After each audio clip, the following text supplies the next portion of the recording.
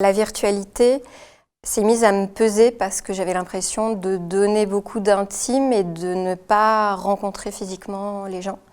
Et mine de rien, il y a quelque chose d'assez troublant dans le fait d'être entre les mains ou dans le lit ou dans la poche des gens à cause des téléphones et du mode de consommation de mes contenus.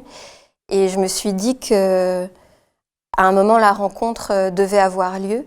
Et c'est pour ça que j'ai pensé ce spectacle comme un récital intime où finalement je me mets en disponibilité, mais où il reste une notion d'indisponibilité parce que je m'enferme sur le plateau et je donne accès aux très proches de moi grâce à un dispositif de casque, où les gens entendront tout près, mais ne pourront toujours pas entrer en contact.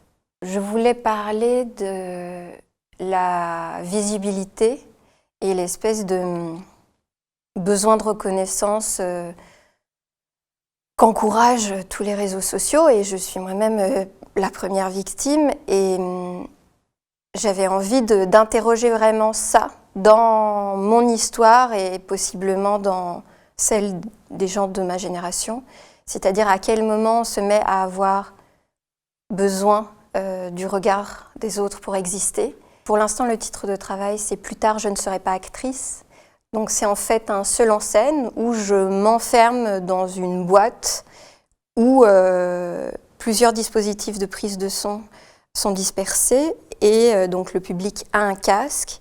Et c'est une sorte d'historiographie de mon propre narcissisme depuis la naissance jusqu'à mon éclosion sur Internet, où j'essaye de questionner cette évolution-là, de voir, être vue, se comparer, exister dans la société, à quel point.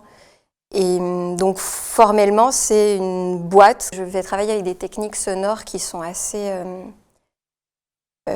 nouvelles, enfin qui sont populaires sur Internet, qui s'appellent l'ASMR, c'est Autonomous Sensory Meridian Response, qui sont ces tout petits sons, petits craquements, chuchotements qui sont actuellement étudiés pour provoquer des états de détente, en fait. C'est un spectacle que j'imagine presque à la limite du thérapeutique, avec donc des chansons parlées, chantées, donc whisper over, donc vraiment où la voix est au cœur et qui se veut une sorte